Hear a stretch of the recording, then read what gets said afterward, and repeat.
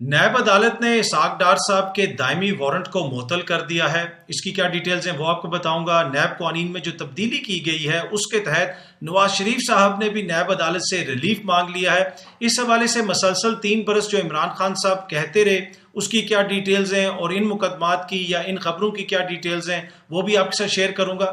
पाकिस्तान के जो दानिश्वर हैं, तज्जियाकार हैं, जो बड़े बड़े नाम हैं, उनका मसला क्या है और उनके मसले की वजह से हमारा कितना नुकसान होता है, ये बड़ी इंपॉर्टेंट डिटेल्स हैं, वो भी आज की इस वीडियो के अंदर आपसे शेयर होंगी। और उसके साथ साथ अवाम की इज्जत नफ्स का कितना ख्याल रखा जाता है पाकिस्तान के अंदर, उसके ऊपर भी थोड़ी सी बात करेंगे आज की इस वीडियो के अंदर।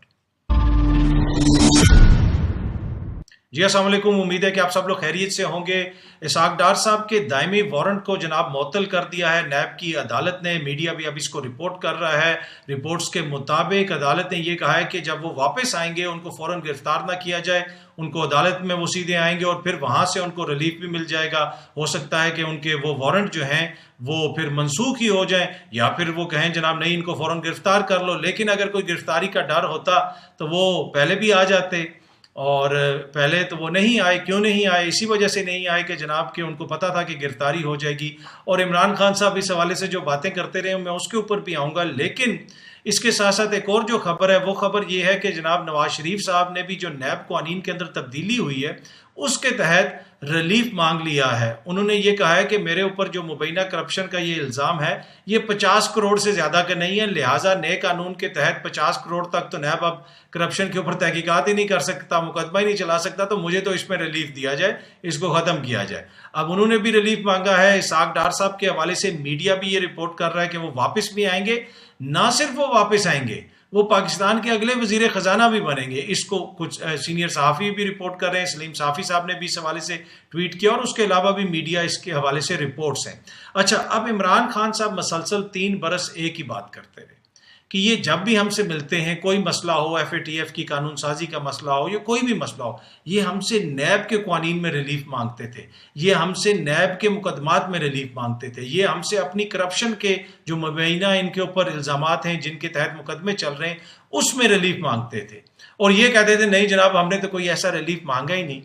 लेकिन ये जो ही हुकूमत में आया ये इत्तेहाद, इन्होंने जो पहली कानून साजियाँ की या जिसको आप कह सकते हैं कि कानून में तब्दीलियाँ की, उसमें नैब के कानून में तब्दीली की, ओवरसीज़ पाकिस्तानियों के वोट का हक छीना, उसके साथ साथ EVM को ख़त्म किया। अब इतनी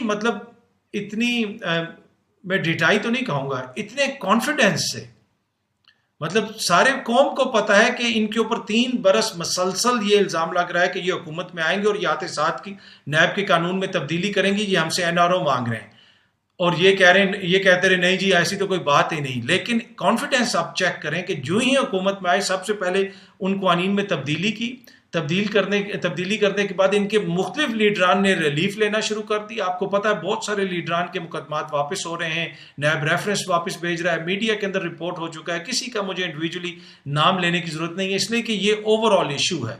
अब ये हो रहा है क्या है पाकिस्तान के साथ, किस तरह NRO दिया जा रहा है इन सब लोगों को। और फिर उसके साथ साथ मीडिया ये भी रिपोर्ट कर रहा है कि एक वो शख्स जो कई बरस से, जिसको अदालतें इश्तिहारी करार दे चुकी थी, जो मुल्क में वापस नहीं आ रहा था, आइन और कानून की वो कितनी वो पासदारी करता है, इसी से आप अंदाजा लगा लें, अपने आप को अदालतों के सामने सबमिट नहीं कर रहा था।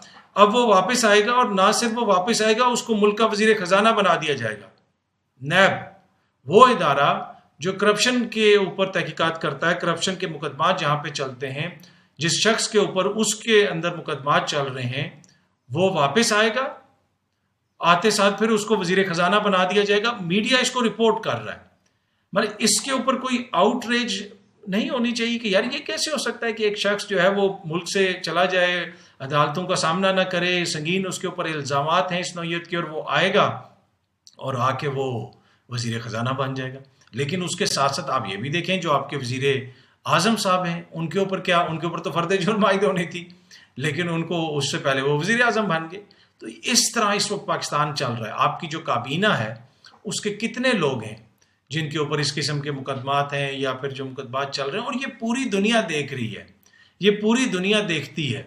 लेकिन इनके कॉन्फिडेंस को आपको दाद देनी पड़ेगी कि ये लोग इक़्तिदार में भी आए और खुद अपने आप को फिर उस तरह रिलीफ भी दिया जिस तरह इनके ऊपर इल्ज़ाम लग रहा था। और अभी भी ये कहेंगे कि इमरान खान झूठा है, ایک ایک بات جو وہ کہتے رہے کہ یہ آتے ساتھ اپنے آپ کو اس میں NRO دیں گے، اپنے مقدمات میں ریلیف لیں گے، وہ ساری قوم دیکھ رہی ہے، آپ کے سامنے ہے، میرے بھی سامنے ہے.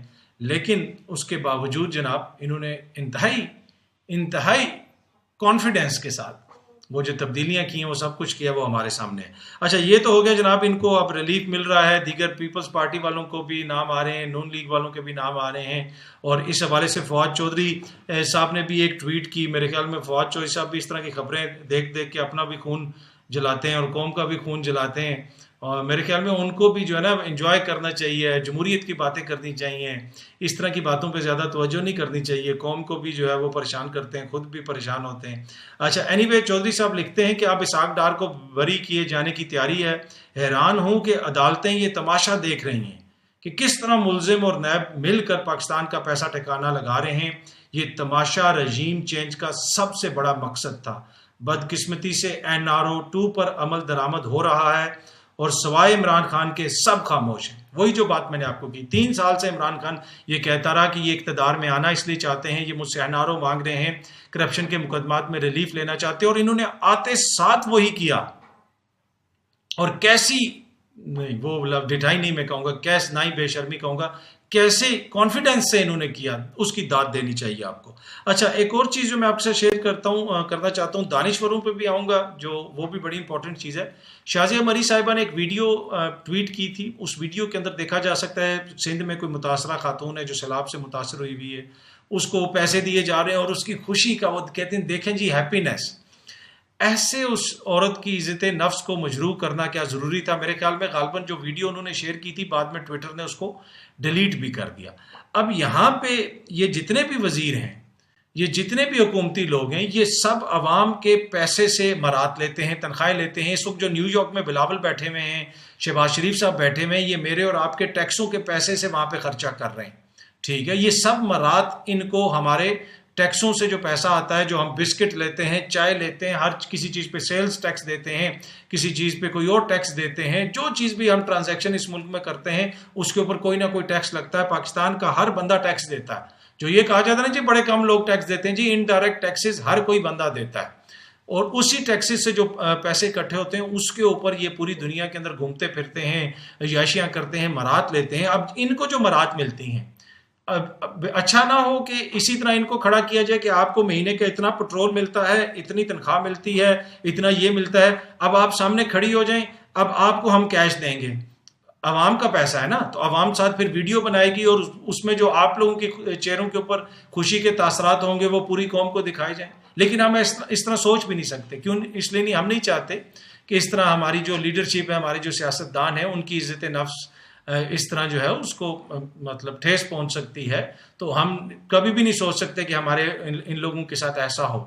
لیکن جن کا پیسہ ہے ان کو واپس دیتے ہوئے ان کی عزت نفس کو مجروح کرنا، یہ اپنی سیاسی ذمہ داری سمجھتے ہیں اور اس کو اپنے سیاسی مقاصد کے لیے استعمال کرتے ہیں. اور دوسرا، اس وقت جو لوگ نیو یارک اور لندن میں گھوم رہے ہیں، ان کی ایکسیپشنل دولت کے یہ مالک ہیں، ایکسیپشنل دولت.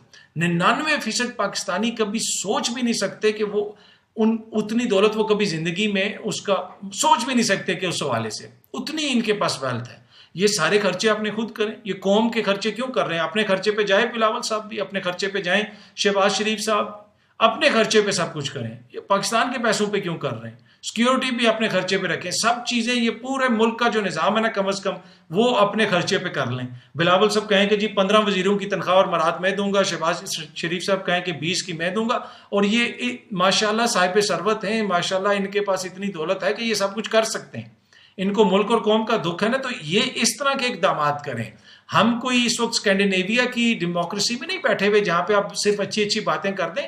ہمارے ملک میں اس طرح کی پریکٹیکل چیزوں کی ضرورت ہے. اینی وے کبھی نہیں کریں گے تو اچھی بات ہے. میں اس کے اوپر ولاگ بھی بناؤں گا اور اس کے اوپر تعریف بھی کروں گا اور آپ سب بھی کریں گے. اچھا، دوسری اور تیسری اور چوتھی، مطلب اب یہ خبر تو ہے پر آخری خبر ہے، اور یہ جو میں آپ سے شیئر کرنا چاہتا ہوں، خبر بھی نہیں ہے بلکہ یہ میں ایک چھوٹا سا تجزیہ آپ کے ساتھ پیش کرنا چاہتا ہوں. لیکن یہ جو ہے نا بڑا امپورٹنٹ ہے اور یہ کور ہے ہمارے ملک کے مسائل کی. اچھا، مختلف محفلوں میں آپ بھی جاتے ہوں گے جس میں بڑے بڑے نام بیٹھے ہوتے ہیں، بڑے بڑے دانشور بیٹھے ہوتے ہیں، بڑے بڑے صحافی بیٹھے ہوتے ہیں. آپ کسی بھی محفل میں چلے جائیں اس طرح کی، جو اس طرح کے دانشور ہیں، اس طرح کے صحافی ہیں، اس طرح کے لوگ ہیں، اگر وہ ایک محفل میں آدھا گھنٹہ بیٹھے ہوئے ہیں نا تو اس آدھے گھنٹے میں سے پونا گھنٹہ وہ بولیں گے، آدھے گھنٹے کے اندر پونا گھنٹہ وہ بولیں گے، باقی سب لوگوں سے ان کی ڈسکشن ہوگی اور وہ دوسروں کے خیالات جاننے کی کوشش کریں گے کہ کیا ہو رہا ہے ملک کے اندر، کیا چیزیں ہیں، کس طرح چیزوں کو بہتر کیا جا سکتا ہے۔ تو آدھے گھنٹے میں پونا گھنٹہ وہ بولیں گے، اس کے بعد پھر جو ٹائم بچے گا اس میں انہوں نے وہ ساری چیزیں پوچھنی ہوتی ہیں، دیکھنی ہوتی ہیں۔ اس چیز سے آپ اندازہ لگا لیں کہ یہ لوگ آؤٹ آف ٹچ کتنے ہیں۔ میں تو حیران رہ جاتا ہوں جب میں اس طرح کی مختلف محفلز میں جاتا ہوں، پھر میں نے سوچا کہ یہ ہے المیہ، وائی دے آر، مطلب کہ وہ اتنے ڈسٹنٹ کیوں ہیں ریالٹی سے، وہ حقیقت سے اتنی دور کیوں ہیں، کیوں ان کو چیزیں سمجھ نہیں آتی کہ عوام کیا سوچ رہی ہے، عام چیزیں کیا ہیں۔ وہ جس بھی محفل میں بیٹھتے ہیں، اگر 15 منٹ بیٹھیں تو 20 منٹ بولتے ہیں، 20 منٹ بیٹھیں تو 25 منٹ بولتے ہیں۔